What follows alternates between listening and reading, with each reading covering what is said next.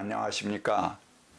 오늘은 12번째 강좌 우주적 하나됨과 평화에 대해서 말씀드리겠습니다.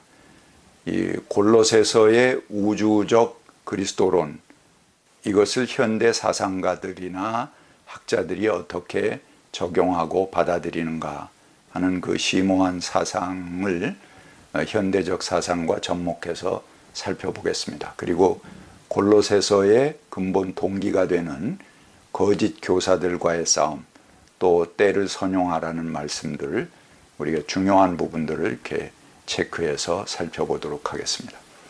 골로새서 2장 9절부터 10절까지 읽어보겠습니다. 그리스도 안에서는 하나님의 모든 신성이 몸이 되어서 충만하게 머물러 있습니다. 우리도 그의 안에서 충만함을 받았습니다.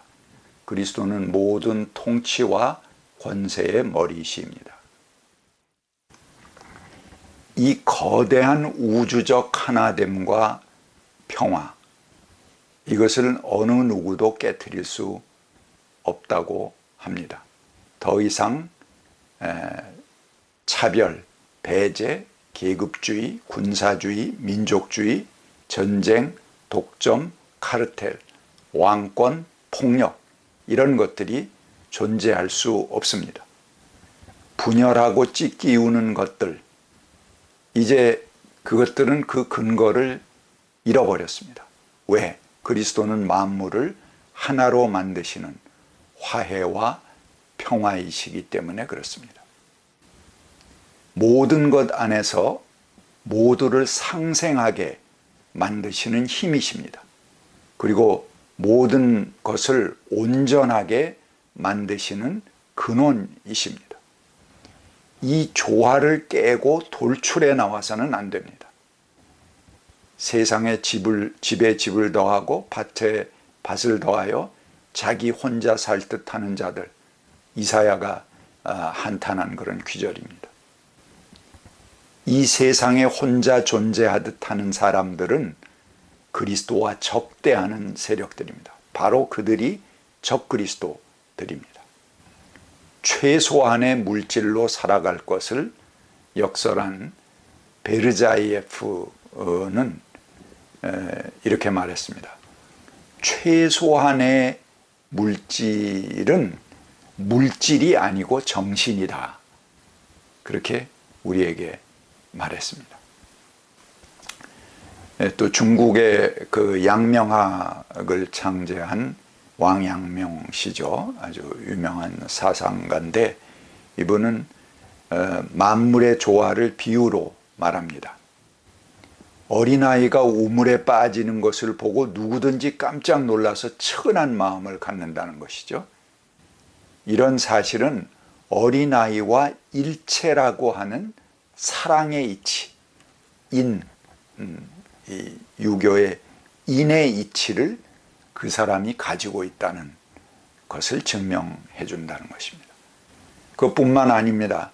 어린아이는 당연하고요. 새와 짐승이 살해당하기 위해서 끌려갈 때 슬피 울거나 죽음을 두려워하는 것을 보게 되면 사람은 반드시 참지 못하는 측은지심을 갖게 된다는 것이죠.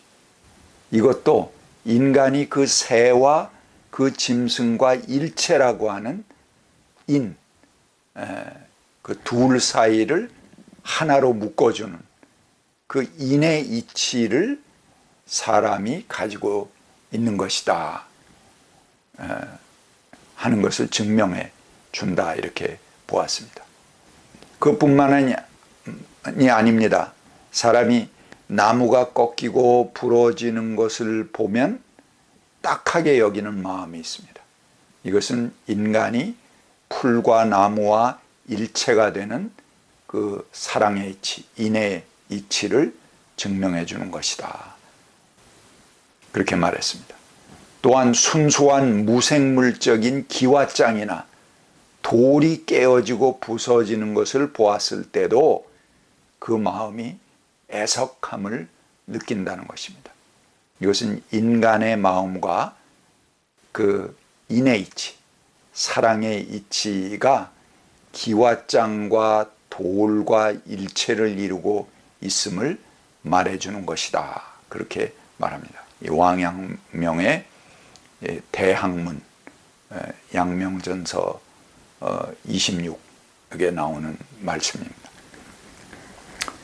또 앨리스 워커의 소설 자주빛깔에 나오는 주인공의 이야기입니다.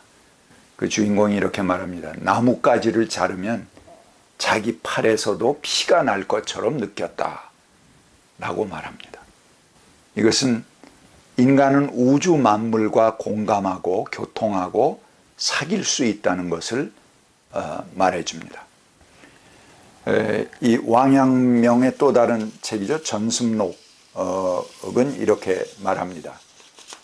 바람, 비, 이슬, 우레, 해, 달, 별, 짐승, 풀, 나무, 산, 시내, 흙, 돌과 사람은 본래 일체일 뿐이다. 몸을 이룬다. 여기서도 이 몸이라는 것은 집합적인 개념입니다.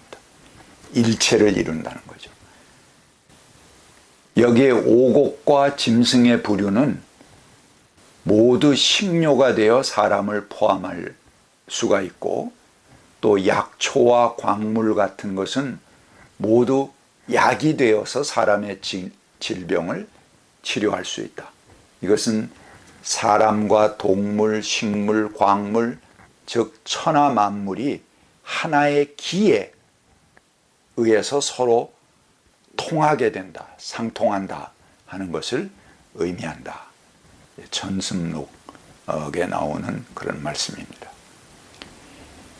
만물을 하나로 꿰뚫어서 서로 연결해주고 살리는 기의 흐름을 성령의 활동이라고 볼 수 있습니다.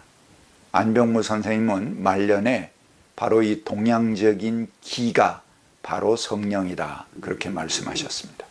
성령은 만물 안에서 만물을 하나로 엮어주고 조화를 만들어 가면서 만물이 한 몸으로 서로 통해가게 만드는 영이십니다. 하나님은 만유의 아버지시고 만유 안에 계시고 만유 위에 계시고 만유를 통하여 계신다. 이 골로새서의 우주적 그리스도론 아닙니까? 이 초월하신 하나님께서 모든 것 안에 계시는 내재적 존재로 모든 생명의 몸을 입으셨다는 것입니다. 이거는 만물을 하나의 범신론으로 보는 것하고는 또 다른 차원입니다. 그래서 그 신학적인 어려운 말로 범재신론이라고 합니다. 모든 것 안에 하나님이 계신 거지 그 만물 자체가 하나님이라고 하는 범신론하고는 다른 개념이죠. 그래서 초월하신 하나님께서 모든 것 안에 계시는 내재적인 존재로 모든 생명의 몸을 입으셨다는 것입니다. 성육신은 단순히 인간의 몸뿐만이 아니라 모든 만유의 몸, 생명의 몸, 세상의 몸을 입으신 사건입니다. 몸의 신학은 지구와 그 거주자들의 육체적 필요와 건강을 가장 최우선적으로 배려하는 신학이라고 할 수 있겠습니다. 바로 그런 그 몸의 신학, 이 모든 만물과 일체가 되는 그런 생태학적인 아주 중요한 주제가 바로 이 우주적 그리스도론, 골로새서의 그리스도론 속에 포함되어 있다는 것입니다. 그 다음에 이 골로새서를 작성하게 된 동기가 거짓 교사들, 유대교를 강요하고 유대교 풍습을 강요하는 그런 유대인 그리스도들, 또 유대인들과의 싸움에서 시작됐다. 그게 동기가 됐다 그런 말씀을 드린 적이 있습니다. 골로새서 2장 20절부터 23절까지 보겠습니다. 거짓 교사들과의 싸움입니다.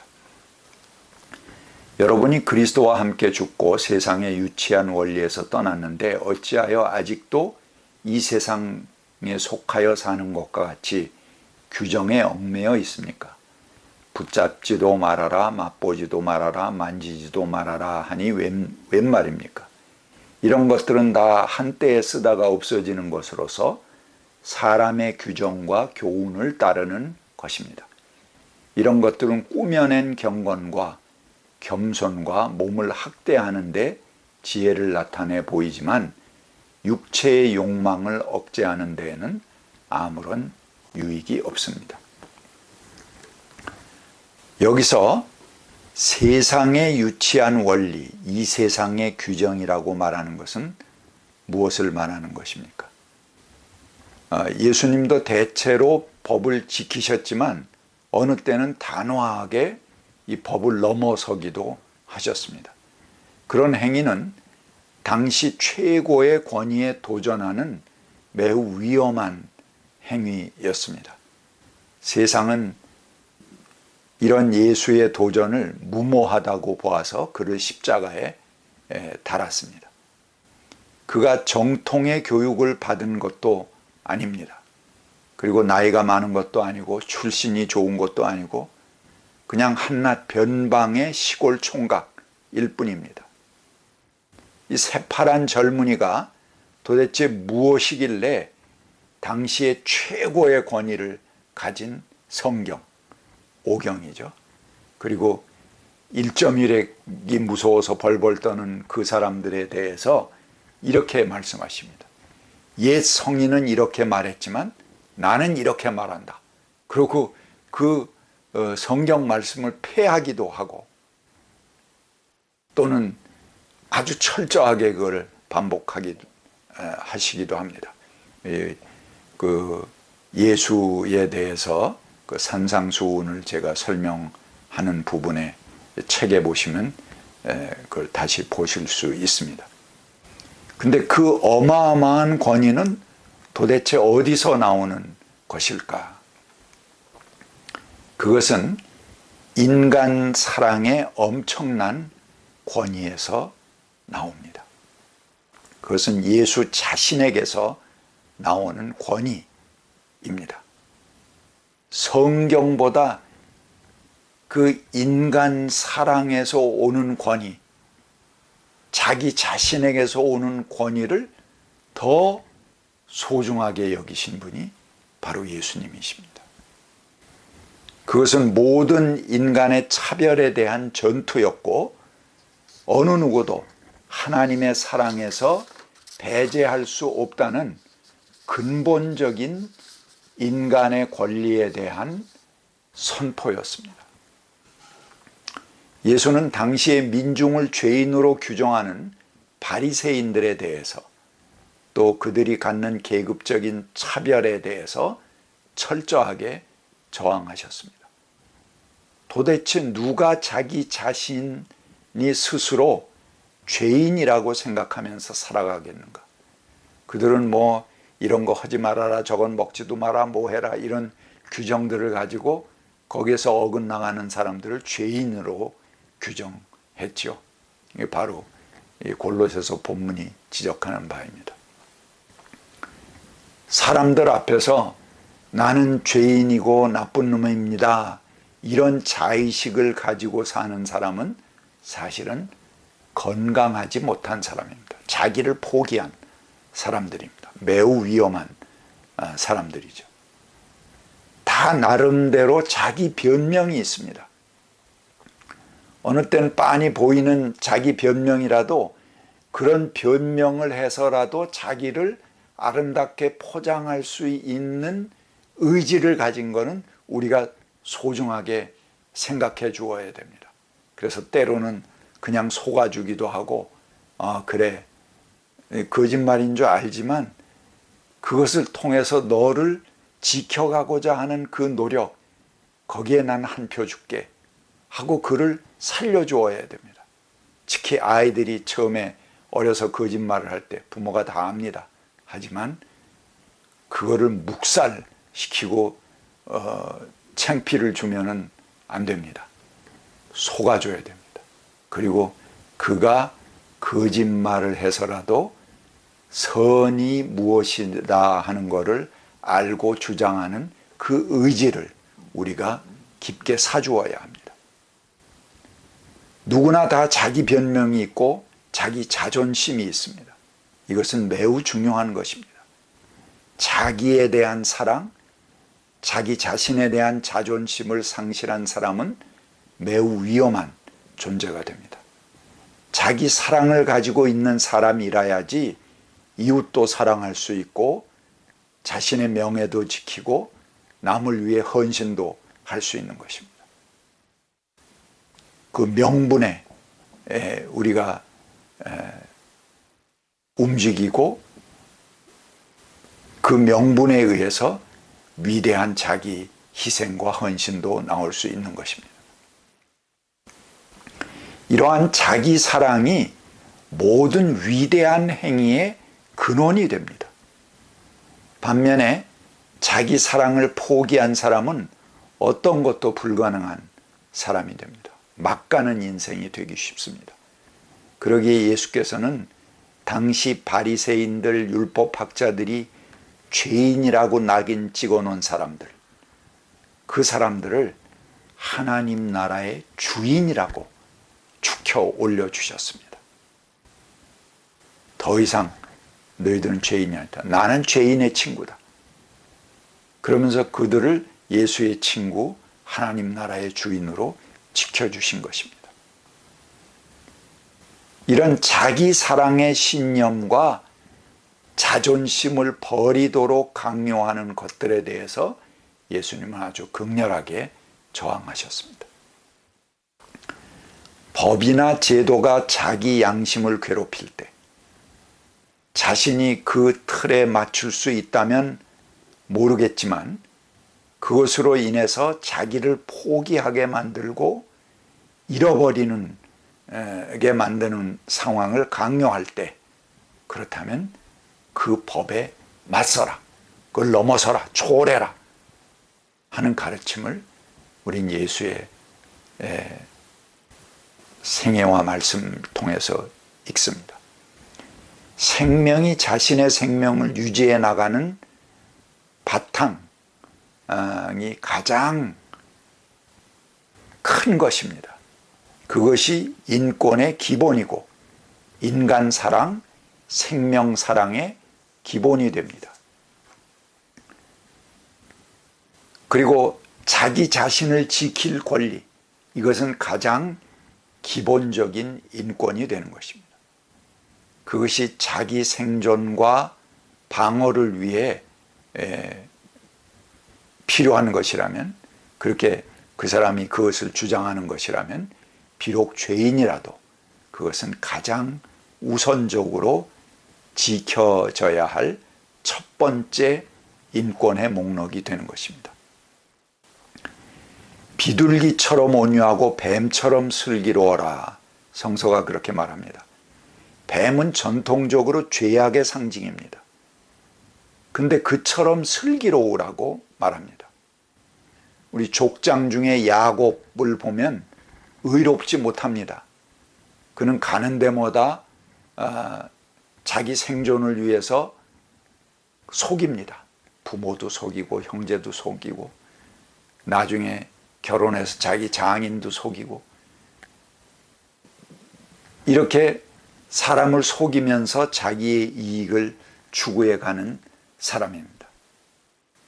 그렇지만 그는 가장 위대한 조상 중에 하나입니다. 자기 생존을 위한 권리, 그것은 죄와 율법과 어떤 권위도 뛰어넘습니다. 일반 법률에서 묵비권 행사를 인정합니다. 죄를 입증하는 것도 중요하지만 그거보다 생존 차원에서 자기를 방어하는 권리, 그것이 더욱 소중하다 하는 것을 인정하는 것입니다. 그리스도의 목회는 우리를 자유케 하며 우리를 해방하는 목회입니다. 당시 유대인들은 율법의 틀로 사람을 묶어서 죄인을 만들려고 합니다. 오늘의 기독교도 마찬가지입니다. 그동안의 교회의 전통이 어떻게 해서든지 인간을 죄인이라는 틀 안에 묶어 놓으려고 했습니다. 그래야 통치가 용이하니까. 그래야지 사람들을 전부 소금에 절여 놓듯이 전부 바짝 나는 죄인으로서이다 하고 숨죽여 놔야지 이 최고의 권력, 교회라는 권력이 통치해 가기 쉽습니다. 그래서 죄를 계속 강조하고 죄에 주눅들게 사람을 만들어 왔습니다. 그것이 하나의 신학적인 통치술이라고도 볼 수 있겠습니다. 이렇게 해서 사람들을 조직과 구조에 충실한 순한 양으로 길들여 왔습니다. 그러나 그리스도의 나라는 종의 멍에를 메고 사는 나라가 아닙니다. 모두가 주인으로 또 하나님의 자녀로 성령의 사람으로 자유하고 평화를 누리게 만드는 그 사람 안에 최고의 생명력이 충만하게 만들어 나가는 것이 바로 우리들의 목회이고 예수 그리스도의 목회이십니다. 그 다음에 때를 선용하라는 말씀에 대해서 한 구절 더 보겠습니다. 골로새서 4장 5절부터 6절입니다.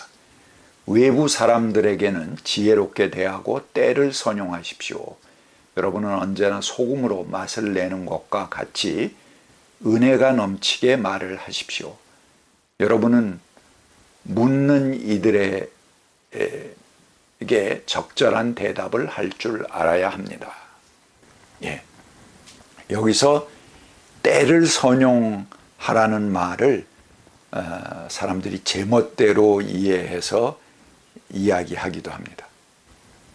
뭐 인간에게 삶의 기회가 몇 번은 다가오는데 그 순간을 잘 포착하고 잡으라는 그런 말씀일까?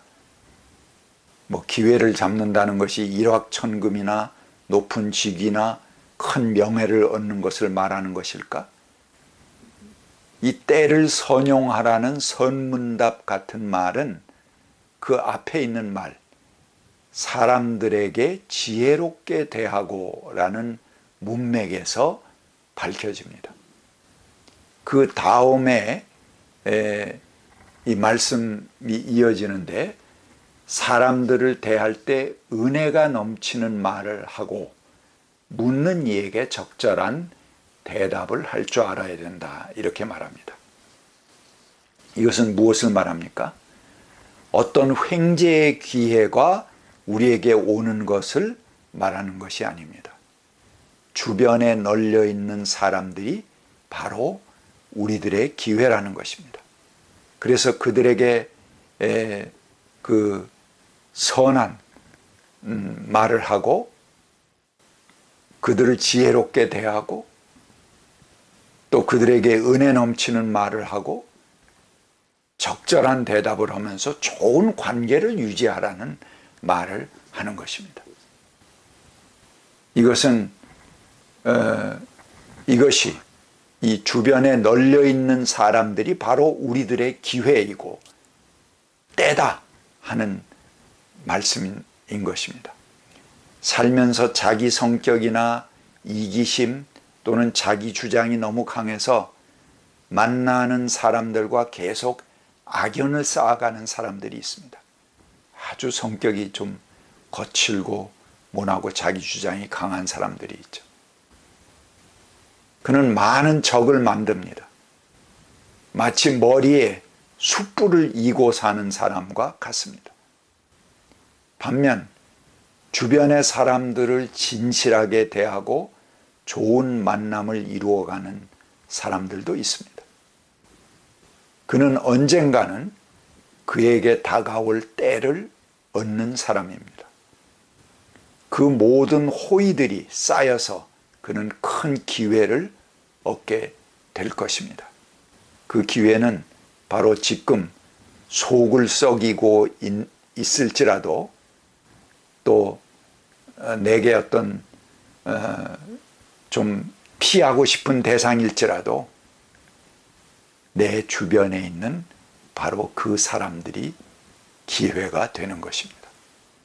그들과의 관계가 기회입니다. 이 관계가 쌓이면 좋은 연이 쌓이게 될 것입니다.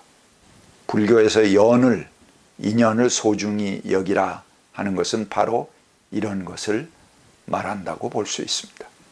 지금은 좋지 않은 관계를 맺고 있을지라도 그와 더불어 미래를 위한 여지를 남겨 놓으라는 것입니다. 감사합니다.